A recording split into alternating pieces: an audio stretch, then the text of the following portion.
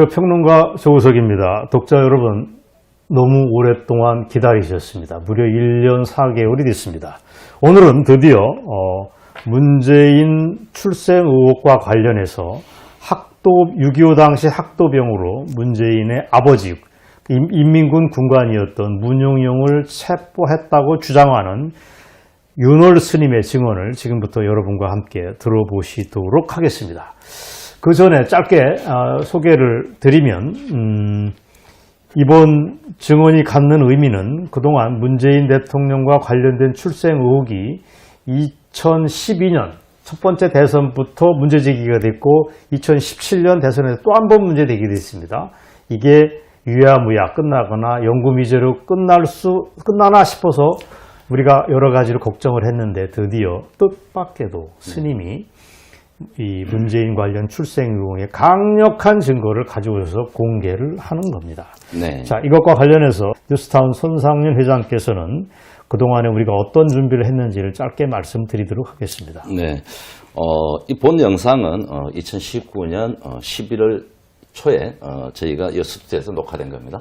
우리 조우석 이사님하고 저와 같이 했는데 당시 제가 전국 투어를 하고 와서 문재인 퇴진 계몽 삭발한 상태에 제가 이제 삭발한 모습이 나오고 스님은 옷을 민간인 복장을 입었습니다. 네. 앞으로 저희가 입혔어요. 네. 스님의 신변 보호 때문에. 네, 예. 그래서 저희가 다시 한번 어제도 얘기했지만 스님의 신변 보호가 가장 우리가 걱정스러워서 원래는 공개를 안 하고 저희가 이제 언론으로 해서 이제 팩트만 우리 조 이사님이 계속 방송을 하는 걸로 했다는 문제가 생기면 법정에 증거를 쓰려고 그랬는데 시기가 지금 이제 스님이 또 오케이를 해서 또 그리고 저희가 2019년 11월 6일 날 청와대에 이 사실을 저희가 이제 직접 취재 요청을 했습니다. 잘하셨습니다. 예, 공문을 저희가 보여드릴 건데 이 공문을 보시면은 저희가 직접 청와대에다가 지금 문재인 청와대 그다음에 홍보수석 같이 다 보냈습니다. 네, 예. 근데 지금 1년 동안 1년 넘게 아직 청와대에서는 답변이 없습니다. 네. 예, 본 방송은 청와대에서 보고 반론을 제기하거나 이의를 제기했으면 언제든지 저희가 받아들일 의사가 있다.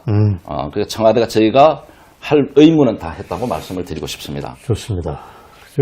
제가 이제 지금부터 윤월 스님의 역사적인 증언을 공개하겠는데 그 전에 이 스님의 증언의 가치를 여러분들에게 한번 환기시켜 드리겠습니다. 이 스님이 증언을 여러 개를 했는데 그 중에 결정적인 게 6.25가 개전하고 2개월 뒤에 1950년 8월 29일 날 경북 연천 전투에서 학도병으로 나갔던 자신과 동료 3명이 그때 인민군 군관이었던 문재인의 아버지 문용영이를 생포했다고 하는 얘기가 하나가 됩니다. 이 얘기가 저는 진실일 가능성이 우리는 100% 확신을 하지만 그러나 증언은 증언일 따름이니까 판단은 여러분이 해보시는데 이게 만약에 사실이라면 문재인이 그동안 대국민 사기를 쳐왔다는 게 밝혀질 수도 있습니다. 뭐냐?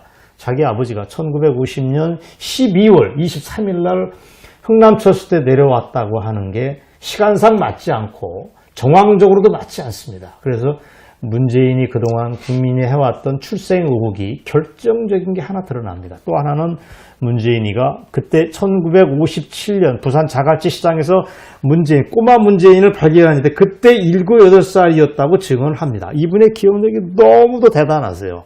3살, 4살하고 7살, 8살하고 너무 차이가 난다는 얘기 하시는데 그렇다면 문재인은 1953년 거제도에서 태어난 게 아니고 1940년대 후반 북한 어쩌면 함경도에서 태어났다고 하는 일부의 추론에 무게가 실리게 됩니다. 이 두 가지 관전 포인트를 염두에 두고 지금부터 스님의 증언을 들어보시도록 하겠습니다. 우리 국민이 인민군의 아들이었으면 과연 뽑았겠냐. 예, 다시 한번 상기하면서 예, 여러분 증언을 청취하시도록 하겠습니다. 예, 보시겠습니다. 네. 독자 여러분 반갑습니다. 저 평론가 조우석입니다. 오늘 스튜디오에 귀한 분을 모셨습니다. 문재인 출생의 비밀과 관련된 중요한 내용, 특히 문재인의 부친, 돌아가신 부친, 선친이 되겠죠. 문용영과 관련된 이야기를 증언해 주실 중요한 분이 스튜디오에 나오셨습니다. 이분의 이따 제가 소개를 시켜드리겠는데 이분의 오늘 증언을 핵심 내용을 짧게 설명을 해드리겠습니다. 이분 증언에 따르면 6.25 때 이분이 학도병으로 참전을 했다는 것입니다. 그래서 전우 3명과 함께 문재인의 아버지 문용형이를 생포를 해서 군부대에 이첩했다고 주장을 하고 계십니다. 놀라운 얘기인데 정확하게 문재인의 아버지 문용형이를 체포한 날짜는 6.25 전쟁이 터진 지 2개월 직후 얘기입니다. 1950년 8월 28일에서 29일 사이라고 정확하게 날짜를 기억하고 계십니다. 자, 얘기가 이렇게 되면 이게 사실이라면 문재인의 아버지 문용형이가 흥남천수 때 내려왔다고 하는 가설은, 문재인의 주장은 완전히 허구가 되는 것입니다. 따라서 오늘 얘기가 매우 쇼킹하고도 흥미진진한 얘기일 거를 여러분이 기대하셔도 좋습니다. 자, 오늘 스튜디오에 나오신 분 서승남 선생님을 여러분들에게 소개를 시켜드리겠습니다. 선생님 반갑습니다. 그리고 서승남 선생님 옆에는 뉴스타운의 손상윤 회장도 자리를 함께했습니다. 반갑습니다. 예. 네, 시간 내주셔서 고맙습니다. 예. 자, 오늘 서승남 선생님 어렵게 결심을 하시고 스튜디오에 나오셨는데 짧게 나오시게 된 배경, 소감, 자기소개를 가회동에서 태어나셨다는 얘기 포함해서 들려주셨으면 어떨까 합니다. 네. 나는 1933년 5월 서울특별시 종로구 가해동에서 출생한 사람입니다.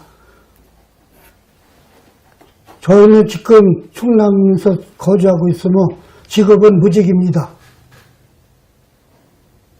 좋습니다. 그러면 학도병으로 들어가신 거는 그때 고등학교 때 참전을 하신 겁니까? 네, 고등학교 2학년 때 2학년 때? 대전에서 1사단 15연대 2대대에 들어가고 네. 상류 낙동에서 전투를 하고 네. 그 다음에 다부동에 가서 전투를 하다가 네. 1950년 8월 20일경에 네. 경상북도 영천군 신령면 이루다가 이동을 갔습니다. 네. 그때 이동 갔을 때 내 옆에 있던 사람이 소응열이라는 사람이고 소응열. 네. 네. 그리고 또 한 사람은 이름을 기억을 못합니다. 너무 흔해서. 네. 네. 김씨입니다. 김씨. 그리고 이 사람은 이제 수색을 나갔다가 그 문재인이 아버지 문영과 그 부하들 5~6명이 마주쳐갖고 부하들은 도망가고 문재인이 아버지 문영이는 이제 장경임에서 엎드려서 있다가 소홍연이가 잡아갖고 오는 거 내가 예망총 탄창 갖고 뒤에다가 결박한 사람입니다. 그렇습니다. 맨 처음에 인민군 대여섯 명을 발견하고 벌어진 상황에서 인민군으로 도망가고 장교 한 사람만 남아 있었다. 그게 문재인의 아버지인 문용형이었다. 네. 그를 소응열이라고 하는 사람이 잡았고 전우죠. 네. 학도병 전우가 잡아서 총을 겨누고 카빈총을 가지고 작업을 했고 그 다음에 서 선생님이 들어가가지고 결박을 지었다. 이 얘기입니다. 탄창으로. 탄창으로. 애망탄창으로. 애만탄창으로. 그때 옆에서 김모라고 하는 전우도 같이 행동을 같이 네, 한 거죠. 셋이 같이 있었고. 네. 그래서 이제 기순한다고 그렇기 때문에 기순하는 사람이 왜 엎드려서 숨냐. 네. 그래서 내가 분명히 그랬습니다. 네. 기순한 사람이 왜 엎드려 숨고, 네. 응? 기순하는 표시로다가 하얀 손수건을 흔들으니까 하얀 손수건이 어디 있습니까? 그래서 내가 그랬습니다. 그러면 남인구 벗어서 흔들지 무슨 개소리 하냐고 말이요. 네. 그러니까 응? 아니라고 틀림없다고. 그럼 내가 발로 찬 적도 있습니다. 아, 좋습니다. 지금 얘기하면 좀 고약한 소리지만 발로 차고 폭행을 했습니다. 네. 폭행을 하니까 저희 제네바 협정에서 포로를 갖다가 폭행도 못하고 학대를 못하게 되는데 왜 하냐고. 그래서 내가 아무 말도 못하고서 개새끼 씨팔새끼 그러고 말한 적이 있습니다. 전쟁 중이니까. 그럼요. 네. 뭐 적이니까. 저는 이게 전투 중인 상황이기 때문에 그 적에 대해서 그렇게 행위를 한 거는 저는 제네바 협정을 굳이 들이댈 필요가 없이 정당한 사유라고 저는 인정이 됩니다. 자, 어쨌든 그 장소가 정확하게 경북 영천이라고 얘기를 영천군 하셨고 신령면입니다. 신령면 신령. 보현산이라고 얘기를 하셨습니다. 거기 그 앞에가 이제 보현산이고 예. 거기서 전투를 엄청나게 했고 네. 나는 9월 1일 날 부상을 당했고 네. 그래서 이제 후송을 갖고 네. 그 이제 영천에서 학도병하고 네. 이제 한국군 6사단하고 네. 8사단이 있었는데 네. 6사단하고 이제 패병전을 했습니다. 그래서 밀리고 지고 하다가 보현산도에서 가고 그랬습니다. 그래서 자. 나는 부상당한 게 네. 1950년 9월 1일 이 탱크포 파편에 오다가 오른쪽 복숭아표 밑에 부상을 당했습니다. 제가 놀라는 건 말이죠. 소 선생님이 기억력이 유독 특출하시다는 겁니다. 문영영이를 생포한 그 날짜가 1950년 8월 28일에서 29일 둘 중에 하나라고 자신을 하시는데 그렇게 말씀하시는 이유가 9월 1일 날 발목 부상을 당하셨기 때문에 그 2, 3일 전에 체포했다. 따라서 추정컨대 8월 28일이나 29일 둘 중에 한 날이 맞다고 얘기를 하시는 거죠. 예. 예. 그거를 염두에 두더라도 기억력이 정말 특별하십니다. 대단하십니다. 자, 그런데 그때 문용형의 그 인상착의, 느낌 같은 게 어떻습니까? 계급장은 여기 바쁠때기 3개를 차고 있었습니까?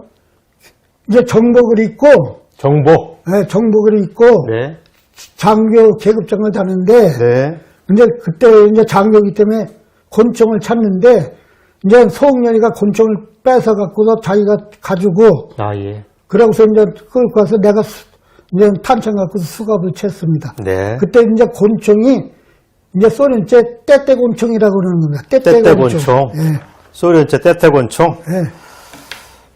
그리고 일반 병사들은 따발총으로 네, 무장을 한 거죠? 따발총으로 했었는데 그때도 그 전서부터도 따발총을 우리나라는 이제 탁 하고 따발총이라고 그러고 이제 72발인데 네. 그때 이제 인민군들은 네. 이제 나중에 이제 들은 얘기인데 이제 두룩 한다고 해서 따발총을 두루레기라고 합니다. 뚜루렉이라고 그랬다? 예. 그렇습니다. 그러면 그때 우리말로 따지면 바쁠때기 3개 아닙니까? 그래서 우리는 그걸 대위, 우리나라 국군으로 따지면 대위라고 하고 상위라고, 윗상자를 서 상위라고 그러는데 그때도 상위라고 그랬습니까? 아닙니다. 뭐라고 그랬습니까? 그러면? 그때는 총이라고 그랬습니다. 총위, 총위. 예. 소위, 중위, 총위. 예. 소위, 중위, 총위, 대위. 대위가 더 높게 총위 위에 대위가, 예, 상장부 위에 대장입니다. 총위 위에 대위가 또 있는 겁니까? 그러니까 이제 소위, 중위, 대위, 아니 소위, 중위, 총위, 대위. 지금은 소위, 중위, 상위, 대위. 좋습니다. 어쨌든 중요한 거는 우리는 지금 따발총이라고 그러지만 그때는 따발총이라고 안 하고 떼떼총이라고 그랬다는 거. 그다음에 뚜루레기. 뚜루렉이라고 그랬다는 네, 거. 네. 인민군 장교들이 가지고 있는 권총을 가지고 떼떼권총이라고 네, 얘기했다는 떼떼권총. 거. 네. 그다음에 지금은 상이라는 표현을 쓰지만 그때는 총이라는 이 용어를 썼다고 하는 이런 1950년도 6.25가 터진 돌발했던 상황에서 쓰였던 인민군 애들에 관한 상황에 대한 디테일이 굉장히 우리 서 선생님의 증언의 신뢰성을 높여줍니다. 저는 그렇게 봅니다. 그래서 이거는 흥미로운데 서 선생님이 그 학도병으로 참전했다는 걸 증명할 수 있는 방법이 뭐가 있을까요? 그러면 독자들은 이게 말씀이 사실인지 진부도 중요하고 그럼 뭘로 증명할 수 있냐고 얘기를 할 텐데 증명할 수 있는 게 뭐가 있습니까? 예를 들어서 이제 학도병으로다가 6.25 참전 국가유공자증이 있습니다. 그렇습니다. 국가유공자증을 저도 방송 전에 살펴봤더랬습니다. 그랬더니 내용에 주민등록하고 조남을 밑에다가 밑에 대상은 6.25 참전용사라고 돼 있고 밑에 국가보훈처장의 직인이 빵 돼 있습니다. 근데 이제 학도병은 네, 이제 군번도 없고 군번도 없었고. 이제 국가유공자증 이제 나가는데 나는 부상을 당한 사람이기 때문에 네, 그 후에 수련되고서 서울 종로구 2가에 네, 이제 학도의원군 사무실이 있어 거기다가 회비도 냈고 네, 그래서 이제 그것이 인정이 받아갖고 학도병으로다가 6.25 참전 유공자로다가 지금 보훈처에서 30만 원, 네. 개군전 기자재에서 20만 원 그렇게 받고 있습니다. 네. 자, 오늘 서 선생님의 증언에서 우리가 주목해야 되는 이유는 몇 가지가 많이 있습니다. 아주 풍부한 함의를 여러 가지 의미를 가지고 있는데 첫 번째는 문영영이를 체포한 게 1950년 8월 말 28, 29 양일이라면 그 4개월이 안 돼서 일어났던 게 흥남철수입니다.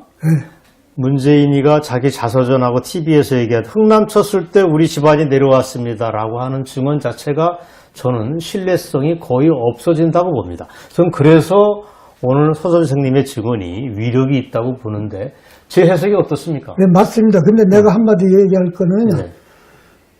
내가 분명히 소흥연애하고 같이 문재인이 아버지 문영인을 잡았는데 잡았는데 4개월 안에 4개월 안에 포르스용서에서 아무리 심사가 빠르다 하더라도 네. 거짓말 하니까 4개월 안에 석방을 해갖고서 빅토리아를 타든지 에르스트 타고서 한국에 넘어왔다는 건 벌건 거짓말입니다. 저도 그렇게 생각을 합니다. 이게 심사 과정도 3, 4개월이 걸리려면 시간이 더 걸릴 거지만 그 다음에 북한으로 다시 넘어가야 되는 거 아닙니까? 넘어가서 흥남철수 때 배를 타고 넘어와야 되는데 넉 달 동안에 어떻게 6달 동안에 이게 홍길동이 아니라 아무리 신출 기모라는 사람이라도 시간 계획표상 불가능하다는 의문을 누구나 상식적으로 가질 수 있습니다. 그래서 저는 뭐 서 선생님하고 통화를 몇 번 했지만 입에 침도 안 바르고 거짓말하는 거라고 저한테 흥분을 하셔서 말씀을 하셨는데 그 얘기가 사실이죠. 네. 네, 좋습니다. 내가 얘기한 거는 하나도 틀림이 없습니다. 좋습니다. 기억부터 정확합니다. 자, 여기에서 모르는 것을 모르는 것 같다고 솔직하게 얘기하겠습니다. 좋습니다. 또 하나 중요한 얘기가 있습니다. 이게 결정적인 대목인데 독자들은 당장 이 얘기를 듣고서 의문을 가질 겁니다. 그러면 1950년도 8월 말에 경북 영천에서 생포했던 문영용이가 문재인 애비가 맞다고 하는 거를 뭘로 증명하느냐, 혹시 착각은 아니냐라고 독자들이 물을 수 있습니다. 여기에 대해서는 어떻게 답을 하시겠는지 좀 그건 궁금한데. 내가 예. 해병대 병 31기로서 예. 해병대 사령부서도 근무했고 백령서도 근무했고 예. 56년도 10월 달에 네. 진해에 있는 보급정비청에 네. 배속 가서 정감실에 있었습니다. 네. 그때 이제 한 달에 이제 일통일 날 되면 부산으로다가 이제 놀러 갑니다. 네. 근데 이제 57년도 정확합니다, 이거는. 8월 18일 날 일요일 날입니다. 야, 기억력이 대단하십니다. 저 자갈시장에서 문재인이 아버지를 만났는데 문재인이 아버지를 폰에 잡서 내가 구타를 했습니다. 네. 구타를 하니까 이제 문재인이 아버지가 이제 나한테 맞으시니까 한이 맺혀갖고 네. 이제 떠들어요. 네. 댕겨요. 네. 그래서 말다툼을 했습니다. 그 자리에서. 그때 먼 자리에서 네.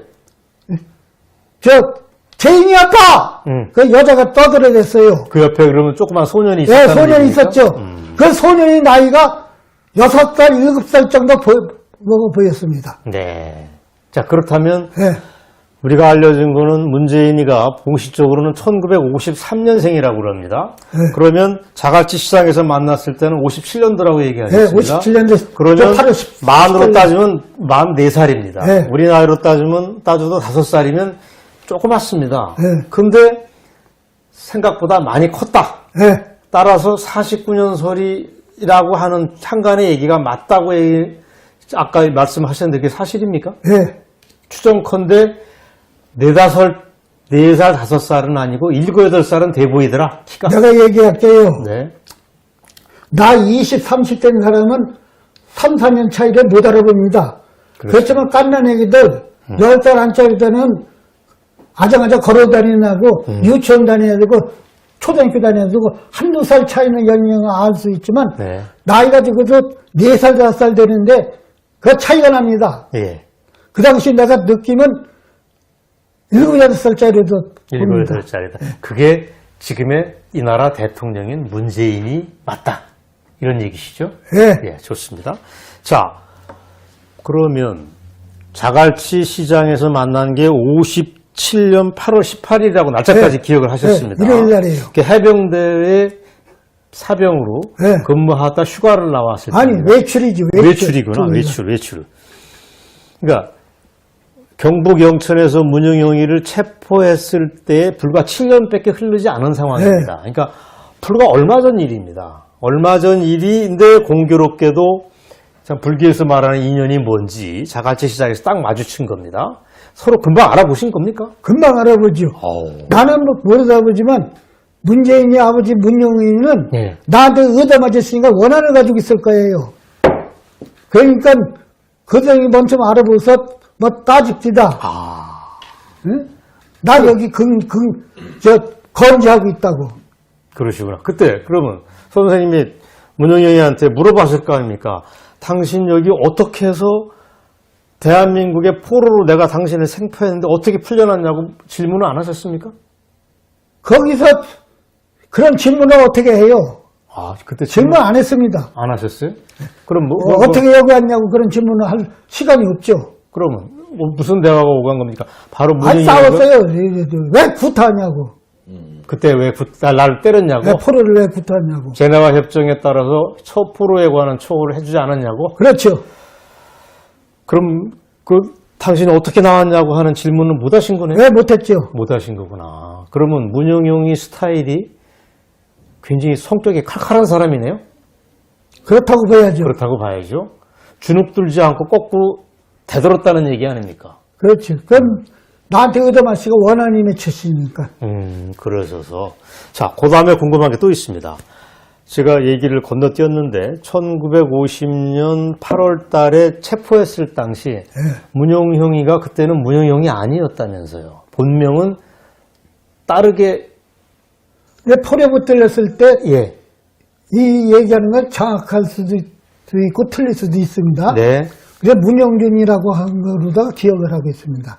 그때는 문영형이 아니고 문영준. 문영준이라고 얘기했다. 그렇게 기억하고 있습니다. 근데 그 기억은 좀 확실하지 않은지 그걸 모르겠어요. 잠깐 그때 내 기억으로는 문영준이라고 한 거로다 기억하고 있습니다. 그렇구나.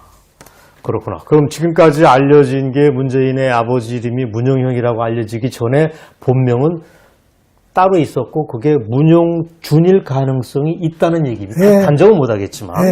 그렇구만요. 그 다음에 그때 취조할 때 또 하나 문용형에 대해서 그 양력에 대해서 프로필에 대해서 알아내신 게 있다면서 일제시대 때 무슨 공무원 생활을 어떻게 했다는 이런 일에 대해서 취조를 했다고 들으셨습니다. 살아서 들은 저는. 아니, 무슨 그럼 얘기였어요?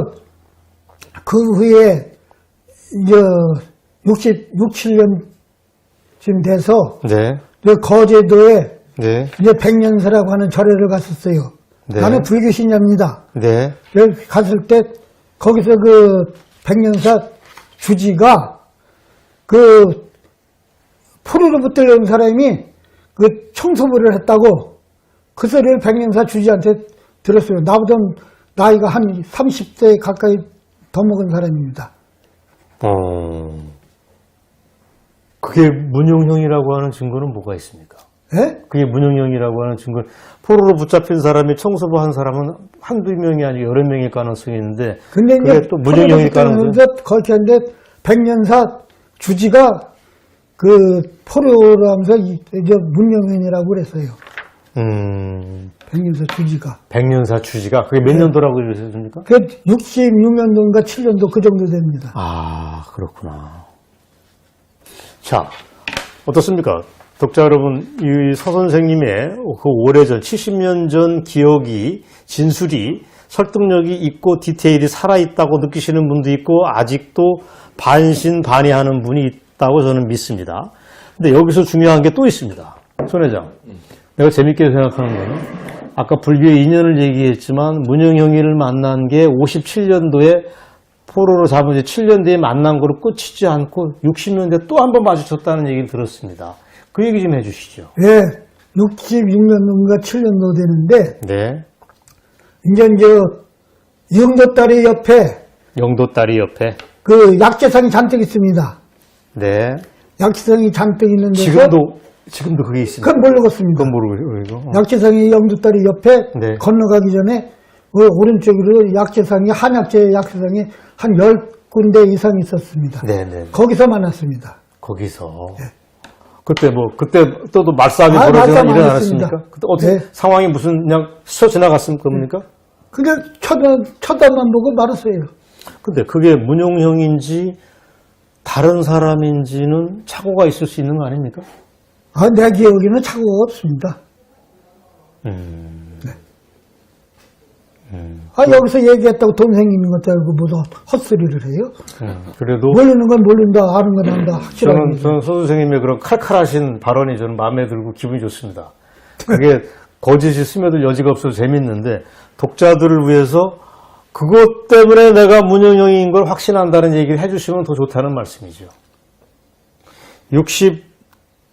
50년도 체포 때 한번 보고 공교롭게 57년도에 자갈치장에서 만나고 10년 세월이 지나가서 66년, 67년도에 또 한 번 마주친다는 거 아닙니까? 예. 근데 그거는 스쳐서 지나가는 거 아닙니까? 그냥, 그때 싸우지는 않았어요, 그때는. 싸우지 않고. 싸우지는 않고, 그냥 피식 웃고서 그냥, 눈길은 서로 마주치고 네, 서로도 알아보고. 예. 어, 10년 세월에서 뭘 잊어버려요? 더군다나 원한 관계가 맺혀 있는 사람인데. 그렇구만요. 자, 나는 문재인 아버지에 대해서 원한 관계 없지만, 개인적으로 원한 없으시죠. 없어요. 그러나 대한민국. 내가 이제 지금도 죄송스러운 것이, 음, 내가 이제 젊은 나이에 아무것도 없어갖고서 그냥 거짓말을 하니까 내가 폭행을 했어요. 그건 내가 송구스럽게 생각합니다. 그 대목. 저는 전시라고 하는 특수 상황 속에서 10대 후반의 나이로 그런 정도의 완력을 행사한 거는 전혀 문제될 게 없다고 봅니다. 자, 다음 얘기로 넘어가겠습니다. 이 서 선생님 얘기가 아주 흥미로운 대목은 굉장히 많습니다. 근데 예를 들어 이 대목이 독자들이 궁금해할 것도 같습니다. 그러면 문재인이가 1912년도에 대선 후보로 나갑니다. 유명 정치인으로 이 나라 대통령이 되려고 한번 기회를 잡아들였습니다. 그때 저 친구가 인문군 장교의 아들인데 이 나라 대통령이 돼서는 되겠냐 하고 문제 제기를 하실 수도 있던 거 아니었나 하는 생각이 한 번 있고, 또 하나 3년도 안 됐습니다. 문재인이가 실제로 대통령이 됐습니다. 2017년 5월달 대선을 통해서 대통령이 됐습니다. 된다는 가능성이 훨씬 높았습니다. 그때 자갈치 시장에서 제이나 하고 불렀던 사람의 애비의 자식이 대통령이 되는 거에 대해서 한국 사회에 문제 제기를 해야겠다 이런 의무감 같은 걸 안 느끼셨는지, 왜 몇 년 뒤에 지나서 그거를 진술해야겠다고 결심을 하셨는지 이 과정에 대해서 설명을 좀 해주시면. 그 당시는 네. 문재인이가 대통령을 나오든 국무총리를 나도 그때 무관심했었고, 그때는. 요새 이제 한박도 같은 거 예. 그런 거를 해서 국가를 완전히 팔아먹고 연방제 같은 걸 한다고 그래서 내가 거기서 열을 받은 겁니다. 나는 이런 소리 나한테 내 만석군의 손자입니다. 네. 지주의 손자입니다. 우리 형제들이 전부 다 공산주의에서 우리 집이 멸문이 당했습니다. 네. 그래서 나도 공산주의에 대해서 한을 갖고 있는 사람입니다. 네. 그래서 이번에 나왔습니다. 그러니까 저 같은 저널리스트나 평론가나 손 회장이나 우리 같은 사람은 문재인의 실체에 대해서 예의주시를 해왔지만, 일반인이 문재인이 대통령 되고 한 거는 뭐 정상적인 사람이 대통령이 됐나 뭐 하고 넘어가실 수 있는데, 최근에 문재인이 2년 반 넘어서 집권 과정에서 보이는 이상한 행태, 한박도를 이북에 헌상하고 이런 걸 보면서 빨갱이의 실체라고 하는 느낌을 더 갖고 이번에 이거에 대해서 증언을 해야겠다라고 결심을 하셨다. 예. 제 이해가 한 게 맞습니까? 나는 이제 문재인이가 대통령이 됐든 김똘똘이가 됐든 거기에 관심이 없습니다. 그런데 이제 문재인이가 그 조국이 네. 사회주의자 조국이 덩덩이 그러고 한박도는 정확하게 인천공항까지 38km입니다. 그런데 이제 인천공항이 언제 개통을 했습니까? 그런데 그게 이북당 같으면 인천공항은 개통을 못합니다. 네. 거리상으로. 네. 근데 한박도 같은 걸 내줬고 네. 또 제일 붕괴하는 것이 탈원전. 탈원전. 네, 탈원전에 대해서 뭐 여기에서는 그 문제가 아니라 탈원전하고 한박도 응? 그런 거 문제에 대해서 나는 이제 그 빠리경이들에 대해서 네. 좀 좋지 않은 감정이 있고 우리 집안이 공산당에 의해서 그 멸문당했습니다. 네. 나 하나밖에 안 남았습니다. 그렇습니다. 그러니까 나도 한을 맺혔으니까 빠리경에 대해서 한을 맺혔으니까 여기 나와서 얘기하는 겁니다. 뭐 저는 서 선생님의 증언이 굉장히 다듬어지진 않았지만 의미 있는 진술이라고 저는 봅니다. 나도 이제 빠리경이한테 열을 바치는 사람이요. 네. 우리 집안이 멸문당했기 때문에 네. 근데 이제 나 하나밖에 안 남았어요. 네. 나 하나밖에 안 남았다고. 음. 나 갈 데도 없는 사람이요. 네. 우리 뭐, 시청 영은 짓고만 해 영은 갖고 살아요. 서 회장 뭐 얘기하시죠. 네. 뭐. 말씀 중에 이제 우리는 아까 사전 인터뷰에서 좀 들어서 이해가 되는데 네. 시청자들이 보실 때 학도병이었다가 아까 해병대 입대 요 부분이 이제 잘 연결고리가 안 된다. 매칭이 안 될 것 같으니까 그거 좀 설명해 주시죠. 네? 학도병이었다가 또 해병대. 해병대로 다시 휴가 나왔다는 얘기를 아까 하시고 문재인을 만나긴 계기가 그렇다는데 그거 앞뒤 관계를 문재인이는 이제 포리 잡은 것은 50년도 8월 27일에서 28일, 29일, 3일째인데 그것은 내가 9월 1일 날 부상을 당했어요. 그러고서 이제 기후명령 받아갖고서 이제 학교를 다녔고 그러고 이제 휴전되고 나서 53년도 8월 30일에 해병대 31기로다가 이제 재입대를 했어요. 아, 예. 그래서 이제 사령부에서 백령서도군하고 사령부에서도 근무하다가 56년도 10월 달에 진해에 있는 보급정비단 가서 해병대 상병으로다가 있다가 9월 23일 날 제대를 했어요. 그래서 그 문재인이 아버지 만난 날 또 어떤 여자가 문재인이 재인이 아빠 하고 부른 거 그건 기억력이 정확하지요. 정확하다. 그러면 학도병 생활 하신 거는 의외로 기간이 길지 않습니다. 3개월. 1950년 7월 10일 날 대전에서 입대를 그것도 입대라고 그럽니까? 입대가 아니고 참석이지. 참전하셨다가 부상당해서 귀휴 조치를 당하셨으니까 한 3개월 네. 그 기간 안에 문재인의 애비 문영영이를 딱 맞추신 거 생각하신 거예요. 네. 참 이게 참 영천에서. 영천에서 네, 경북 영천에서. 참 흥미진진한 근데 얘기입니다. 이제 되게 이제 다치거나 이렇게 되면은 집에 이제 의가사 제대나 이제 기후시키니까 기후시키니까. 당연한 건데 더 높이 평가할 만한 거는 이제 학도병으로 갔다 왔으면 군이 거의 면제가 되는 건데 자원 입대를 또 하셔가지고 해병대. 그 자원 입대입니까? 예, 자원 입대요. 자원 입대. 피가 막 끓으셨네요. 그래서 우리 집안이 이제 집에 와보니까 이제 형님이 이북에다가 납치당해 갖고 우리 누나는 또 학살당했고 아, 누님이. 멸문됐어요. 네. 그러니까 나도 빠ring에 대해서 한이 맺혀 있는 사람이요. 그런데 그렇구나.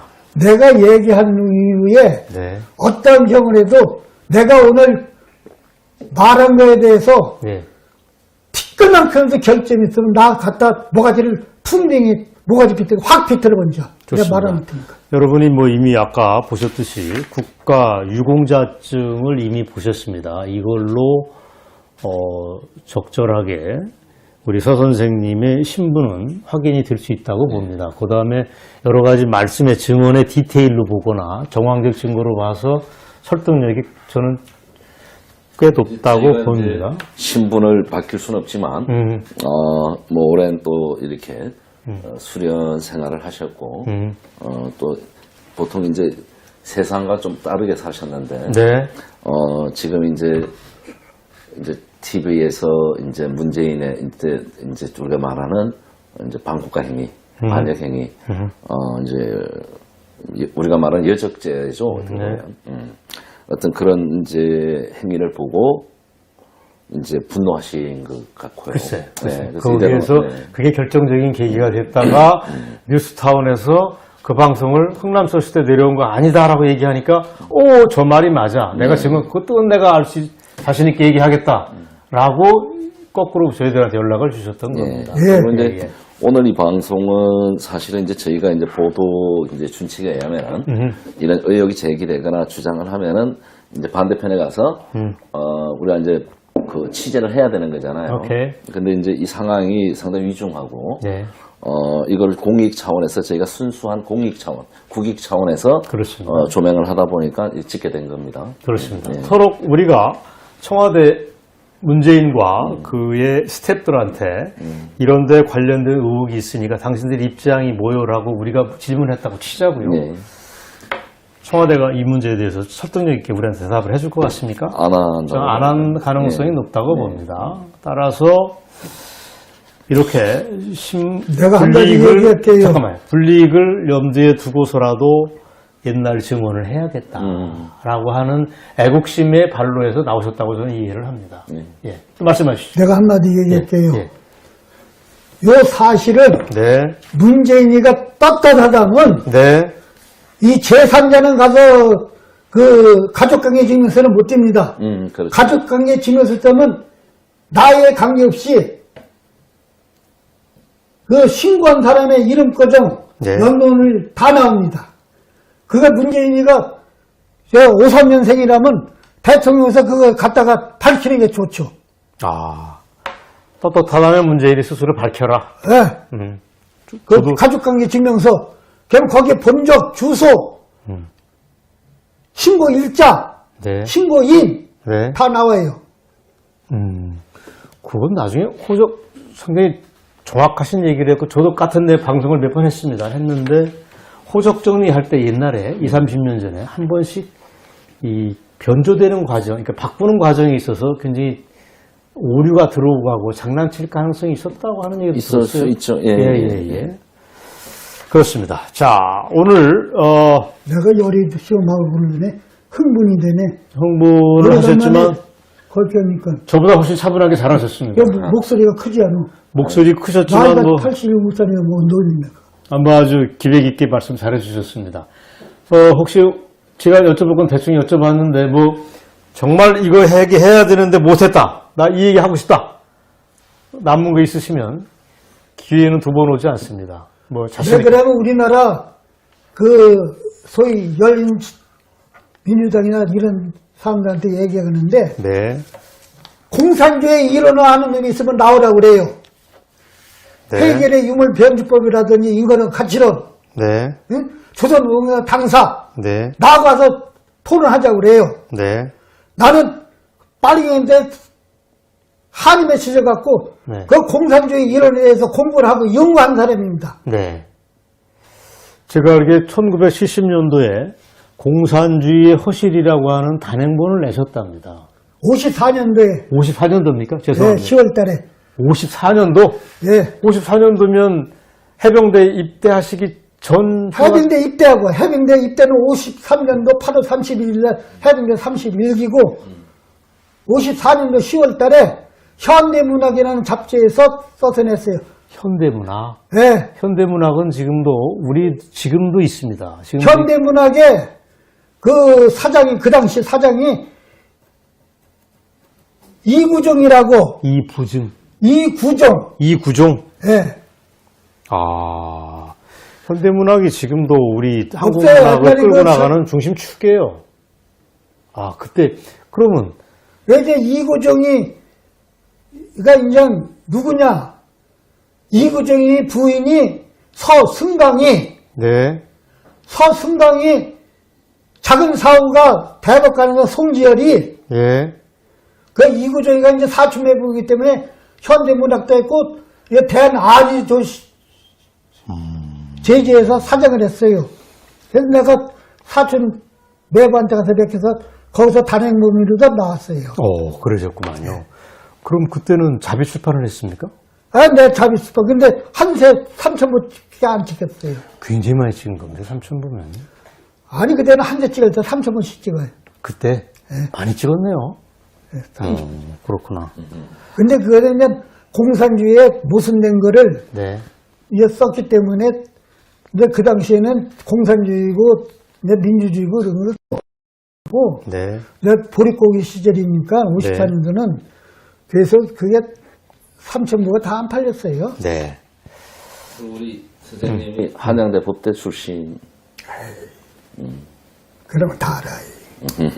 그럼 나중에 편집해서 빼면 되고. 자, 그러면 특별히 더 하실 말씀 네, 없으신가요? 없어요. 자, 독자 여러분 어떻습니까? 네, 내가 한마디 얘기. 더 하시겠습니까? 하십시오. 공산주의의 종주국인 소련도 망했고 네. 지금 망했는데 중공하고 이 중국이라는 놈하고 북한 놈들만 남았는데 중국은 경제는 자본주의화 됐고 네. 정치만 이제 공산주의라 하는데 자네들 망할 날이 며칠 안 남았어. 이미 회전이 다 되고 있어요. 네. 그러니까 공산주의가 흥할 줄 알고 연방전이 개똥선을 선주하고 공산주의가 죽으면 이북이로 갑번져. 좋습니다. 연세가 90세가 다 되시니까 이렇게 뭐가 두려우시겠습니까? 아주 터놓고 말씀하시니까 저는 옆에서 듣는데 아주 기분이 후련합니다. 말씀 잘하셨습니다. 자, 오늘 서 선생님을 모시고 서승남 선생님을 모시고 무려 70년 전에 가까운 옛날 얘기를 회고하면서 이 나라 현직 대통령의 가족사랑 관련된 얘기를 나눠봤습니다. 물론 그게 벌써 반세기가 지난 얘기라서 조금 착오가 있을 수도 있는 겁니다. 그러나 이 증언 자체의 신뢰성은 저는 무시할 수 없다고 보고 여러 가지 국민들이 가지고 있는 의혹의 한 부분을 메꿔주는 어떤 마지막 퍼즐 같은 느낌이 듭니다. 이런 증언이 다시 나올 가능성도 많지 않다고 봅니다. 어쨌든 내가 얘기할게요. 네, 나는 파리인한테 한이 맺힌 사람이요. 네, 그래서 내가 얘기하는 건 티끌만큼도 착오가 없습니다. 좋습니다. 이렇게 당당하게 말씀해 주시고 70년 전 얘기를 애국심을 가지고 말씀해 주신 서승남 선생님을 모시고 즐거운 옛날 얘기를 아주 의미 있는 말씀을 들었습니다.